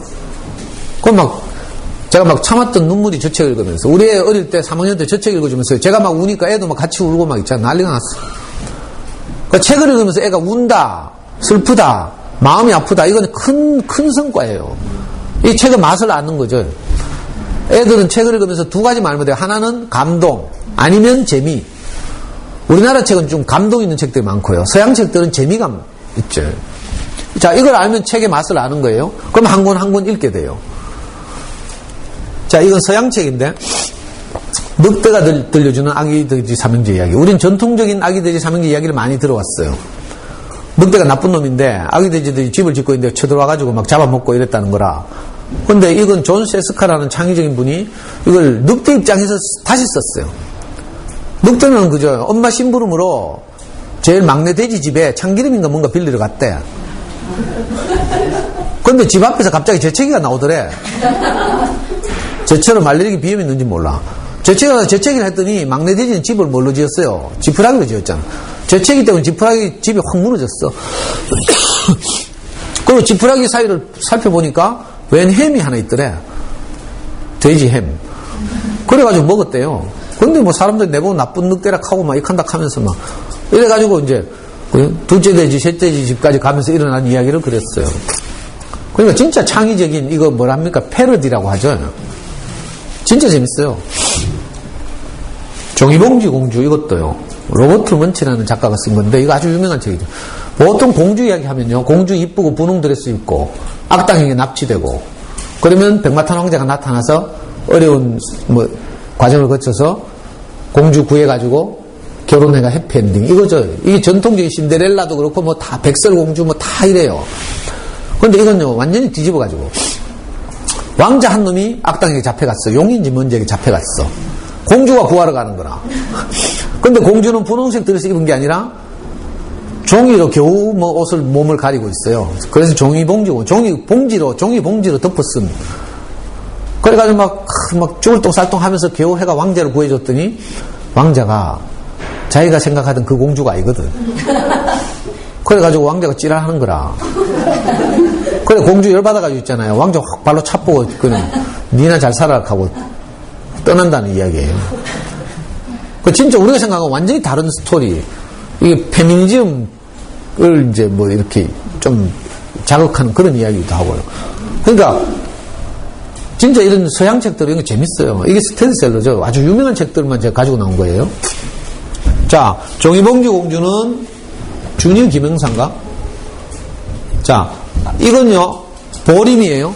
보림하면 좋은 그림책을 많이 잘 만드는 출판사 중에 하나예요. 그렇게 생각하시면 되죠. 자, 그리고 또 모르겠으면 이제 각각 언제까지 맞춰주세요라고 좀 말해요. 11시 10분요. 예. 지금 10분 남았네. 자, 잘 모르겠으면요. 아까 스텐셀러 말씀드렸어요. 또 스텐셀러 말고 가장 권위 있는 이제 미국에서 출간된 좋은 그림책을 대상으로 하는 상이 하나 있는데 그게 칼 데코트 상이에요. 영국에서 19세기 활동한 그림책 작가인데 근대 그림책의 아버지라고 불리는 칼 데코트를 기념한 책을 미국에서 영어로 만들어진 그림책을 대상으로 수여하는 상이죠. 그래서 세계적으로 유명한 그림책은 다 이 상을 받게 돼 있어요. 그래서 칼데코상을 받은 그림책을 추적하시면 1년에 한 권에게 딱 메달, 칼데코 메달이 주어지고요. 메달은 못 받았지만 후보에 오른 책들을 칼데코 아너라고 불러요. 그래서 이런 책들을 사시면 되죠. 이건 신간들은 도서관에 없을 테고. 자, 일어나요 로자 이런 건 도서관에 있어요. 2006년 칼데코인데 이게 뭔가 하면요. 미국 남부 엘레베마에서 엘레베마 어딘지 알아요? 모르죠. 저는 가봤어요. 미국 남부의 중심이 아틀란타죠. 아틀란타가 있고 그 밑에 이제 엘레베마 주가 있어요. 멀고 먼 엘레베마 나의 고향은 그곳 이런 노래 들어봤어요? 엘레베마가 이제 흑인들 농장 많고 이래가 백인들이 노예로 부리는 곳이죠. 그러다 시대가 흘러서 이제 노예로부터는 해방됐지만 여전히 차별이 존재했어요. 지금부터 4, 50년 전에 이 여성 로자 파크스라는 여자가 그때도 여전히 차별이 존재해요. 어떤 차별이 있는가 하면 아이스크림 가게에 흑인은 못 들어온다. 이런 차별. 버스를 타면 앞자리에는 흑인이 못 앉는다. 이런 차별이 있었어요. 로자는 뒷자리는 흑인이 앉을 수 있고 앞자리는 백인이 앉고 중간 두 자리는 백인과 흑인이 같이 앉을 수 있다. 이런 이제 제도가 있었거든요. 근데 로자 파크스가 중간 자리에 앉았어. 근데 중간 자리에 앉았다고 찌랄하는 걸 백인들이 뒷자리로 가라고. 그래서 와가지고 사람들이 로자 보고 일어나라 하는 거라. 자리에서 일어나서 뒤로 가라고. 그때 이 여자가 당당하게 나는 일어나지 않겠습니다 하고 버스 기사도 왔어요. 일나라 하면서 못 일나겠다 해서 경찰이 왔어요. 그래서 잡혀가잖아요. 그 실화를 그림책으로 그렸어요. 일어나요 로자. 그래가지고 어떻게 된 줄 알아요? 이 로자 얘기를 쟤네들은 엘레베마의 모든 흑인들이 그 다음부터 버스 안 타기 운동을 하는 거라. 우리는 걸어 다니겠다 하면서 차별을 없애기 위해서.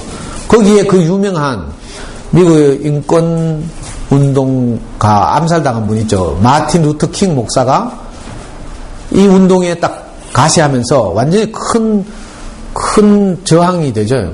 그래 결국은 로자 파크스 때문에 버스 안에서 인종차별이 없어졌어요. 그 로자 파크스의 실화를 다룬 그림책. 그러니까 이런 그림책들은요, 저는 과학년도 제가 우리 연구소에 수업할 때 이런 걸 해요. 위니를 찾았어. 이거는요, 곰돌이 푸 알아요? 곰돌이 푸의 캐릭터가 곰돌이를 정말 좋아하는 어떤 아이가 딸이 있었는데, 곰인형을 좋아하는 딸이 있었어요. 근데 이 아이가 자기 곰돌이에게 이름을 못 지어주고 있는 거라. 그래서 하루는 아빠하고 같이 영국에 있는 어떤 동물원에 갔어요. 동물원에 갔더니 정말 자기 마음에 드는 곰이 하나 있는 거라. 그래서 그 곰의 이름을 물었더니 위니예요, 위니. 그래가지고 그 꼬마가 자기 곰의 이름을, 인형 곰의 이름을 위니라고 지었어요. 근데 그 이야기를 그 아빠가 책으로 썼죠. 그게 소위 말하는 위니 더 푸. 지금 우리 아이들에게 어릴 때 곰 캐릭터의 상징이죠. 위니 더 푸 또는 곰돌이 푸로 번역된. 그 곰이 어떻게 해서 그 동물원에 들어오게 된지 알아요? 모르죠. 그 이야기를 써놨어요. 그 위니 더 푸의 실제 주인공인 위니가 영국의 어떤 동물원에 있게 됐는데 어떤 경로를 거쳐서 있게 됐는지, 그죠? 이 그림책을 쓴 여기 아줌마인데, 이 아줌마의 자기 증조 할아버지가 군대에 있을 때 그 위니를 만나는 거라. 20달러에 샀어요. 그 군대에 있으면서 계속 데리고 키우다가 군대에서 전역하면서 곰을 보낼 데가 없어가지고 동물원에 보낸 거라. 그 이야기를 할머니가 자기 딸에게, 손자에게 들려주는 거예요. 그러니까 위니더푸의 기원이 된 이야기죠. 이게 원래 칼데콧 메달을 받았어요. 굉장히 재밌어요. 이거는 하나 사도 좋아. 이거 뒤에 보면 영문판도 있고요. 그리고 안드로이드 스마트폰 갖고 있죠. 어플을 깔면 이 책을 읽어줘요. 어플이. 영어로도 읽어주고 한글로도 읽어주고. 그래서 앞으로 엄마표 영어를 할 때도 이 책이 도움이 될까. 이건 창비 미디어라고, 창비에서 일부러 이런, 그죠? 이런 시리즈를 계속 내려고 그 법인을 하나 차렸어요. 창비 미디어의 첫 작품. 그래, 돈이 좀 비싸. 15,000원. 보통 그림책 10,000원 정도 하는데, 이건 이제 영어판도 있고, 우리말 영어로 다 읽어주니까, 이런 책은 정말 소장할 만한 책이죠. 프레드릭. 이거 시간이 없어서 이거 다 이야기할 수가 없네요. 하여튼 최선을 다해서 하는 데까지 하고, 제가 다른 데서 여유 있을 때 한 강의들이 동영상으로 올라와 있으니까 우리 다음 카페 대구 부모교육연구소 한번 검색해 보세요. 끝나고 나서 혹시 필요하신 분은 제가 명함 드릴 테니까. 자, 프레드릭은 뭔가 하면요, 생쥐들이 있어요. 생쥐들이 겨울을 맞이해. 겨울을 맞이하니까 겨울날 준비를 하는 거죠. 대부분 생쥐들이 뭘 준비하는가 하면 먹을 양식, 나무 열매, 지푸라기 이런 걸 준비하고 있어요. 근데 생쥐 프레드릭은 신기하게도 가만히 보니까 노는 것 같은 거라. 그래서 다른 친구들이 물어요. 니는 뭐 하고 있노? 하니까 나는 재밌는 이야기들을 모으고 있어 하는 거라. 또 다른 생쥐들이 뭐 나무 열매 열심히 모으고 있어요. 또 저는 노는 것 같아. 그래서 프레드릭 넌 뭐 하고 있니? 물으니까 이번에는 나는 따뜻한 햇살을 모으고 있어 이렇게. 또 좀 있으니까 니 뭐 모으고 있는 하니까 나는 아름다운 빛깔을 모으고 있어 이렇게. 나중에 겨울이 진짜 왔어요. 근데 이 겨울이 우리가 생각했던 것보다 길어요. 그래가지고 다른 생쥐들은 나무 열매 많으면 그 겨울을 견딜 것 같아요. 지푸라기 많으면 먹고 살겠죠. 이렇게 생각하는 거예요. 근데 그게 아닌 거라. 나중에 되니까 나무 열매도 안 되고 지푸라기로도 안 되는 겨울이 오는 거예요. 우리도 인생을 살다 보면 그냥 돈 많으면 되는 줄 알죠? 돈으로 안 되는 게 있어요. 예상치 않은 겨울이 찾아온다니까. 자, 이때 뭐가 필요하거든요. 나중에 되니까 결국 생쥐들이 프레들이 그걸 다 찾아오는 거라. 왜냐하면 겨울이 너무 추우니까 프레들이 네가 가지고 있는 따뜻한 햇살 좀 나눠줘. 그냥 프레들에게 햇살을 다 쐬면서 그 겨울을 나요. 또 겨울이 길고 답답하고 지겨우니까 재밌는 이야기 좀 들려줘. 그래가지고 프레들이 가지고 있던 이야기를 들으면서 그 긴 겨울을 나요. 이건 사실 굉장히 의미 있고 상징적인 이야기인데 우리가 아이들을 키우면서 공부 잘하면 다 잘 될 것 같죠? 그렇지 않아요. 공부로도 안 되는 어떤 것이 있어요. 그때 우리에게 다른 양식이 있어야 되는 거라. 그죠? 뭔가 하면 예를 들면 애들이 관계가 어려워. 학교 다니다 보면요. 관계가 어려워서 애들이 학교 생활을 고전하는 애들도 있고요. 그러니까 이럴 때 다른 무엇인가를 우리가 줄 수 있어야 되죠. 지혜로운 엄마가 돼야 된다는 뜻이에요. 니 공부 잘해, 열심히 해라, 돈 많이 모아라, 뭐 이거 가지고 안 돼요. 제가 살아보니까 저는 공부를 잘하면 아이가 인생이 행복할 줄 알았어요. 근데 그게 아니더라고. 내가 예상하지 못한 어려움들이 항상 우리 아이 앞에 닥치고 있어. 우리 애가 군대를 갔는데 해경 갔다고 했죠. 훈련을 마치고 배에 발령을 받았어. 배에 가자마자 저한테 살려달라고 문자가 왔어. 구타하는 고창한테 걸려가지고. 그래서 배에 뛰어내리고 싶다는 거라. 해경은요, 배에서 뛰어내리면 끝이라. 못 찾아. 내가 얼마나 놀랬는지 막. 그래가지고 내가 부대 쳐들어갔잖아요. 애 살리려고. 그 해경의 가장 높은 부서에 내 전화해가지고 항의하고 막 우리 애 살려달라고. 그리고 고속도로 4시간 달려가지고 부대 쳐들어갔어요. 그래가지고 애 당장 데리고 오는 애는 뭐 서해 바닷가에 뭐 배 떠나갔다 하더라고. 중국 상성 경비한다고 나갔대. 그런데 막 고함을 질렀죠. 지금 죽게 생겼는데 네가 죽으면 책임질래 하면서 빨리 배 돌리라 하면서. 그래 배 돌리고 왔잖아요. 와가지고 보니까 애는 시커먼 애가 이제 훈련병이 딱 자대 가가지고 일주일도 안 됐는데 세수도 한 번 못한 거라. 배에 물도 없대. 그러면 불쌍하니까 공포에 질려가지고요. 고창한테 맨날 배 안에서 구타당하지. 정경도 몇 명 없어. 3놈밖에 없어. 조그만 배, 경비정. 그래가지고 우리 애 당장 안전한지 내가 확인하겠다고 불러왔잖아요. 불러오니까 여러 그 지휘관들을 거치면서 저한테 왔어요. 그 애가 이제 그 해양경찰서 이제 안에 이제 방을 하나 주더라고요. 애하고 안정시키라고. 방에 들어가자마자 애가 막 저를 보더니 막 펑펑 울면서 하는 말이 아빠 내가 이렇게 나약하게 태어나서 미안해 이렇게 하더라고. 근데 깜짝 놀라가지고 누가 네 보고 나약하게 하더냐 나약하다고 하더냐 이렇게 했어요. 그랬더니 처음에는 아빠 이렇게 불효를 저질러서 미안해 이렇게 하더라고. 그럼 누가 네 보고 불효했다 하더냐 하니까 지금까지 이 지휘관들이 배에서부터 차례대로 오면서 하는 말이 주부한테 말하면 해결해 줄 낀데 괜히 부모한테 말해가지고 일이 시끄럽게 됐다고. 부모 걱정시키다가 불효를 저질렀다는 거라. 이 미친놈들이 다 있나 하면서. 그럼 누가 진작 해결하지. 말도 안 되는 이야기잖아요. 그 하면 더 혼나는 거라 오히려. 내한테 이야기 잘했죠. 그래가지고 제가 우리 아이한테 그렇게 말했어요. 내게 있던 다른 양식으로. 예? 제가 옛날 같았으면요. 내게 다른 양식이 없으면 뭐라 한 줄 알아요? 야 임마 네가 지금 공수부대를 갔나 해병대를 갔나? 그 편에 빠진 해경 가가지고 군대 생활 니만 하나? 보통 아빠도 이래 말해야 되죠. 그럼 우리 애는 갈 길 없는 거라. 정말 위기 때 갈 길 없으면 어떻게 돼요? 아무도 자기를 몰라주면 극단적인 선택을 하는 거예요. 근데 제가 거기서 그렇게 말하지 않고 무슨 말 하노? 아빠가 4살 때부터 너를 키우지 않았냐? 너는 한 번도 아빠에게 불효한 적이 없다. 제가 이렇게 말했어요. 실제로 초등학교 5학년 때 우리 애가 겨울에 문방구에 가서 500원짜리 손난로를 사왔어요. 아빠 겨울에 운전하는데 춥다고.